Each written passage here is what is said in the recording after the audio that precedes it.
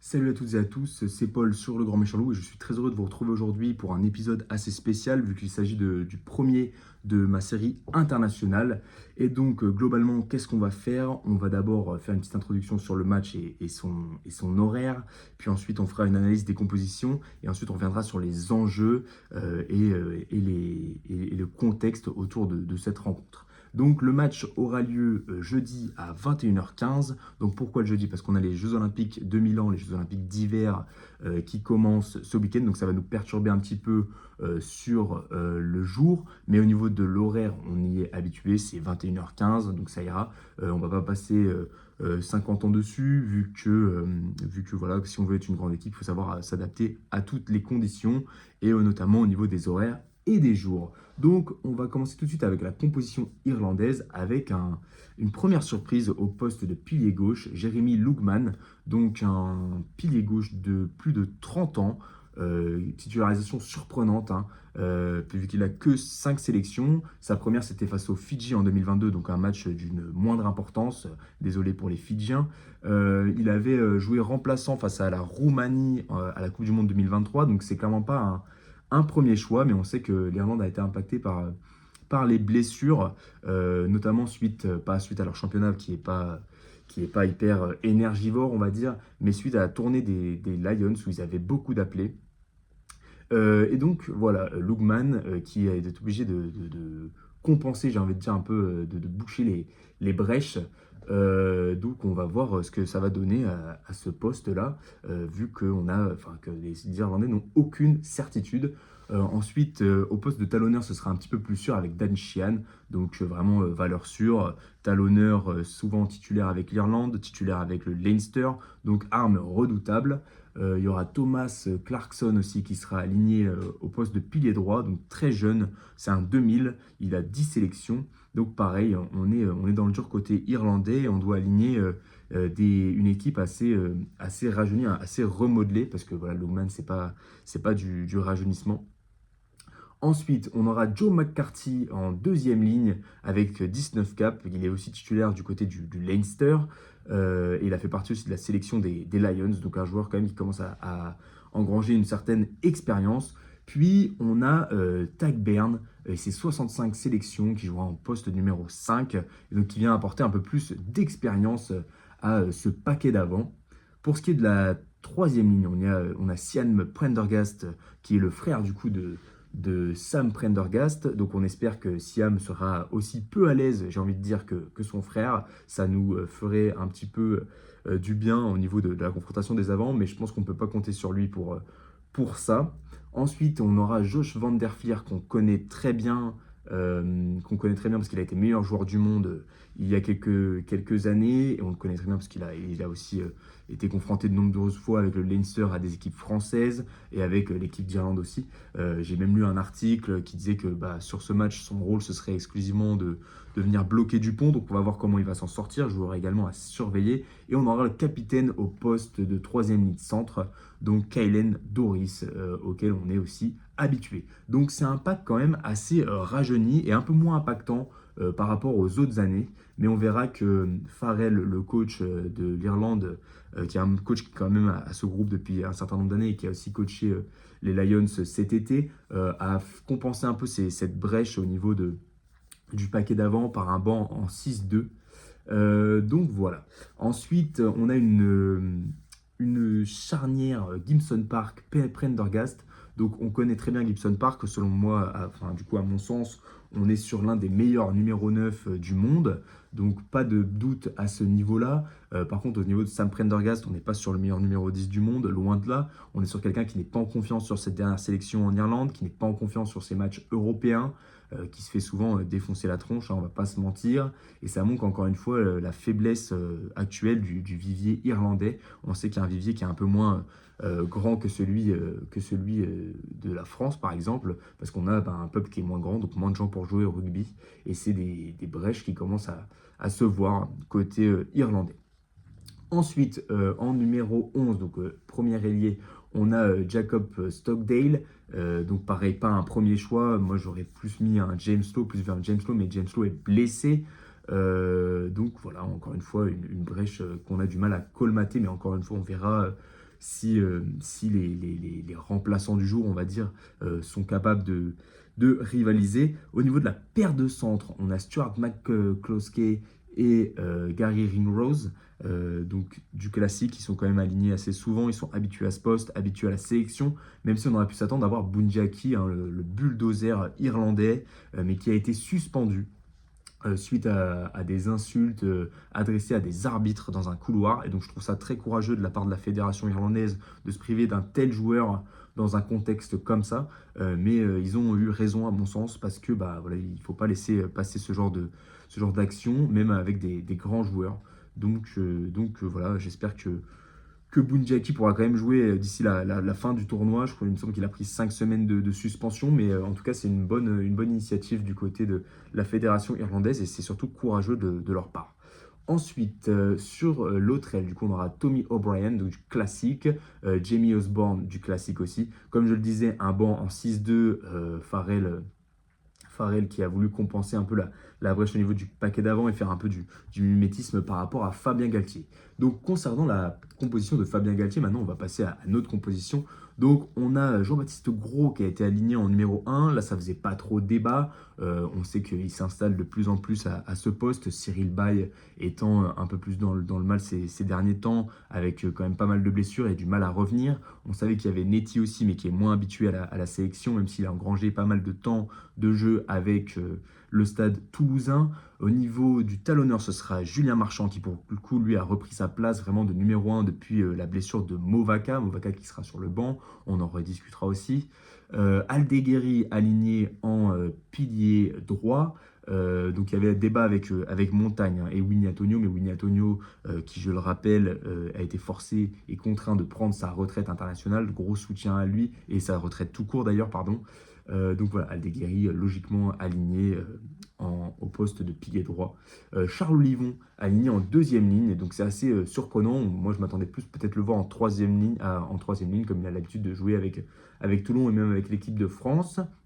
Même si on l'a quand même vu pas mal de fois à ce poste-là, donc c'est pas hyper surprenant non plus, mais on aurait pu s'attendre à autre chose, sachant que Thibaut Flamand avait déclaré forfait pour ce match afin d'aller faire le PMA voilà, avec sa femme. Donc c'est tout à son honneur aussi.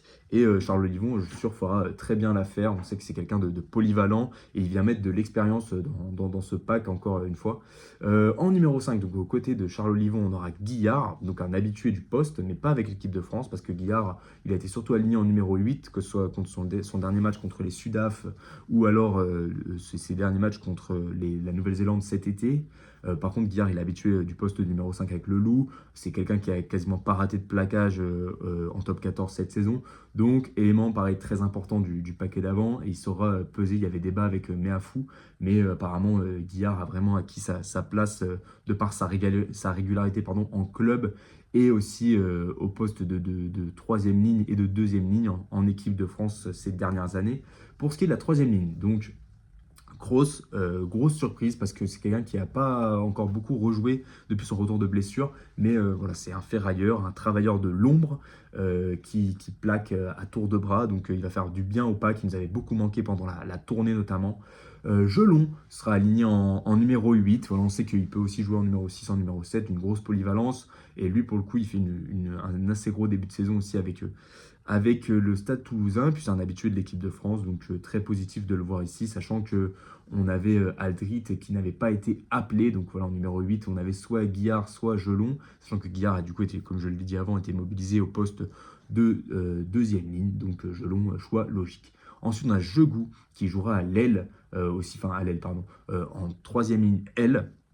Donc pareil, pas surprenant de le voir ici vu son début de saison avec La Rochelle. C'est un habitué maintenant du groupe de l'équipe de France, des feuilles de match de l'équipe de France, plutôt sur le banc d'habitude, notamment pour sa polyvalence. On sait qu'il peut glisser au centre. Ça lui arrivera d'ailleurs peut-être sur ce coup-là. On sait que l'année dernière, il avait fait très bien, enfin il était sur le banc, mais il avait très bien glissé au poste de centre. Il avait fait une performance XXL. Donc voilà, un paquet d'avant, ma foi. Tout à fait honorable. Je suis très content de ce paquet d'avant. Je ne sais pas ce que vous en pensez, vous me direz en commentaire. Pour ce qui est de la charnière maintenant, on a Dupont-Jalibert, donc deux choix logiques, hein, vu que Ntamak était blessé, puis Dupont, on n'a pas vraiment de concurrence et aussi de nombreux neufs blessés. Donc maintenant, reste à savoir s'ils vont jouer ensemble. On sait, selon Ramos, qui a dit chez Stade 2 que voilà, on avait beaucoup travaillé sur la ligne arrière et même sur les avants pour mettre le maximum de bonnes conditions à Jalibert pour jouer. Dupont a dit qu'il adorait jouer avec Jalibert. Je sais pas, voilà, il faut décerner aussi le vrai du faux. Ils vont pas faire des communications qui vont à l'encontre du groupe à l'aube d'un match aussi important que celui-là. Donc maintenant, à voir si sur le terrain ça porte ses fruits. On va voir si les deux sont capables de vraiment jouer ensemble. Il y a eu beaucoup de débats là-dessus. Et donc Jalibert joue un peu sa dernière carte hein, en équipe de France. C'est ce qui a été dit sur certains médias, notamment Rugbyrama.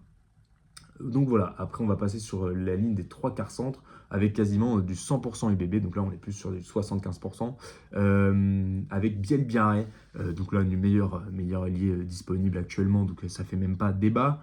Moefana de Porter en centre, ça me semble pas du tout déconnant non plus, sachant que bah, voilà, on a une grosse polyvalence, pardon, un gros vivier au niveau de ces postes-là, mais les aligner tous les deux, sachant qu'ils ont l'habitude de jouer ensemble à l'UBB, ça me semble tout à fait logique.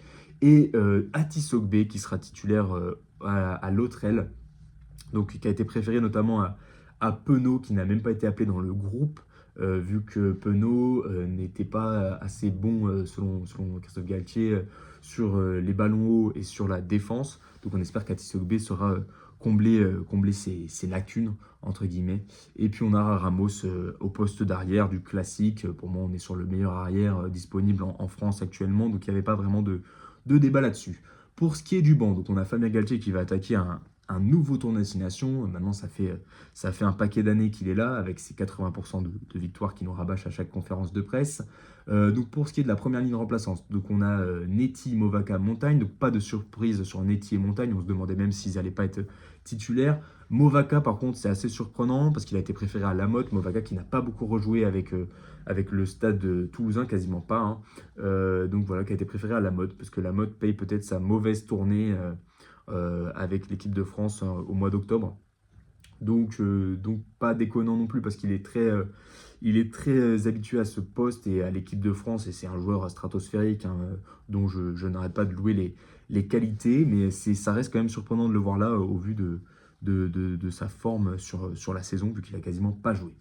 Ensuite, les remplaçants de la deuxième ligne, donc Oradou, très logique de le voir ici, un habitué maintenant du banc du 15 de France, très cool toujours de le voir. Meafou, aussi maintenant habitué du banc et même du groupe France, parce qu'il souvent il a été titulaire, on sait qu'il a faim, Meafou, vu qu'il n'a pas encore, selon lui, de match référence avec l'équipe de France, donc il a envie de prouver sur ce tournoi, et ça va commencer ici, même en tant que remplaçant, je pense qu'il va vouloir tout montrer et reprendre la place de Guillard.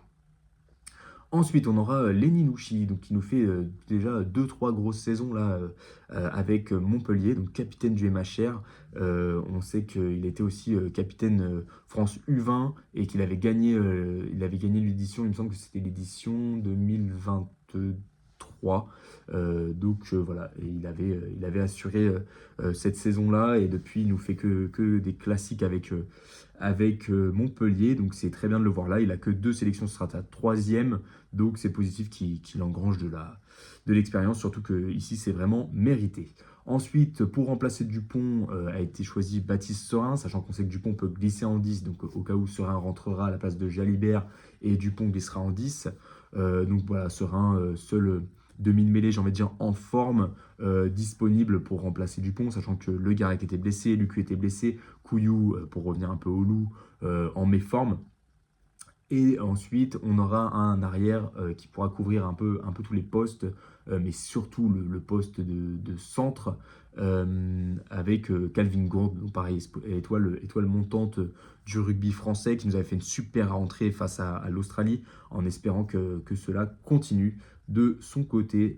On lui souhaite en tout cas. L'arbitre de la rencontre sera...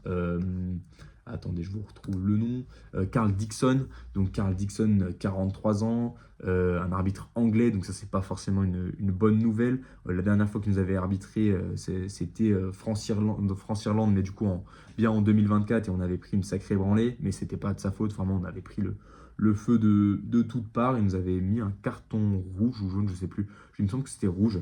Donc voilà, on a pris une grosse fessée, donc il va pas falloir reproduire. Mais sinon, pas grand-chose à dire sur cet arbitre. Je ne sais pas si vous avez des anecdotes en tête à me mettre en commentaire, on verra bien. Donc, on va revenir sur l'enjeu de ce match, donc un match déjà décisif. En 2024, on se rappelle qu'on prend une fessée pour commencer et ensuite on prend un KO sur les premiers matchs. On prend une énorme fessée, comme je le disais, contre l'Irlande. Après, on est à deux doigts d'aller s'incliner en Écosse et on est à deux doigts de perdre contre l'Italie à domicile à Pierre-Mauroy. Donc, on prend un KO sur toute la première phase du tournoi destination. Et donc, ça va être super important de se mettre dedans pour potentiellement aller chercher d'autres victoires après et d'aller chercher une finale contre les Anglais à la toute fin. Pour moi, les principaux concurrents sur ce tournoi, ça va être les Anglais, pas les Irlandais. Mais il va falloir quand même s'appliquer sur ce match, sachant que les Irlandais sont, je pense, pas mal remontés au vu du match de l'an dernier. Où par contre, là, nous, on leur avait mis une belle fessée en les battant 42-27 à Dublin. Donc voilà, il y avait notamment Dupont qui s'était blessé là-bas, donc on espère qu'il n'y aura pas de problème psychologique pour le numéro 9 français. On sait que c'est pas son genre, mais on ne sait jamais. Jegou qui était rentré aussi, j'avais dit, au poste de centre et qui avait été monumental. C'était Lucu qui s'était révélé, mais Lucu qui n'est pas là. Il s'était vraiment révélé et qui s'était lâché sur ce match-là. Au final, il fait une fin de saison stratosphérique. Donc voilà, on sait que les Irlandais vont arriver un peu fâchés avec de grosses ambitions malgré un effectif un peu rajeuni. Donc il va bien falloir commencer ce tournoi, d'autant plus qu'on s'est mis un petit peu la pression par des déclarations avec Ramos notamment, qui a dit que c'était déjà un match décisif et qui a dit surtout que ce serait un peu un drame de ne pas gagner ce tournoi des destinations. Donc on se met un peu de pression à seulement, il me semble que ouais, on est à 1 an et demi de la Coupe du Monde, donc on se met quand même un peu cette pression. Donc pour les joueurs, parce que c'est vrai que j'ai pas fait ça du coup, pour les joueurs à surveiller côté irlandais, donc je vais forcément choisir Lookman, hein, qui sera forcément très observé de tous les côtés. On va voir aussi si Josh Van Der Flier va réussir à étouffer Dupont, ça m'étonnerait, mais à voir. Sam Prendergast aussi, on va voir s'il a progressé ou s'il a repris l'ascendant psychologique. Côté français, on va voir la première d'Oscar Jegou. Est-ce que la première en tant que titulaire, il a rarement été titulaire avec l'équipe de France, encore moins au tournoi destination. On va voir aussi la charnière forcément Antoine Dupont, Mathieu Jalibert. Et puis on va aussi surveiller Ati Sogbe qui sous les ballons hauts devra faire ses preuves pour justifier sa place de titulaire. Sinon on sait que ça peut vite tourner à ce poste-là au vu du vivier. Et donc, je vais vous laisser me dire en commentaire vos pronostics et aussi vos joueurs à surveiller. Et même si j'ai oublié des choses ou si j'ai dit des choses incorrectes, n'hésitez pas. En attendant, ce sera tout pour moi. On se retrouve vendredi certainement pour le débrief de ce match en espérant une victoire. Je vous souhaite une bonne semaine et un bon match.